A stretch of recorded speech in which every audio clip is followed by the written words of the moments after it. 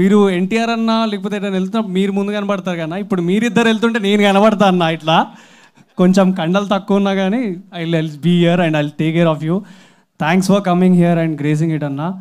And ఈ రాంబాయ్ పాట గురించి చెప్పాలంటే ఒక్కటే చెప్పగలుగుతా, ప్రతి ఒక్కరి లైఫ్లో రాంబాయ్ ఉంటుంది. ఆ రాంబాయ్ కోసం మీరందరూ కూడా ఇట్లాంటి రాంబాయ్ పాటలు మస్తు పాడుంటారు.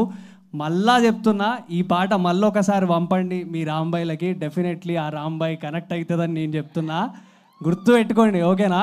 అండ్ ఈ సాంగ్ ఇంత సూపర్గా ఇచ్చిన మా సురేష్ అన్నకి అండ్ మిట్టపల్లి అన్నకి థ్యాంక్ యూ సో మచ్.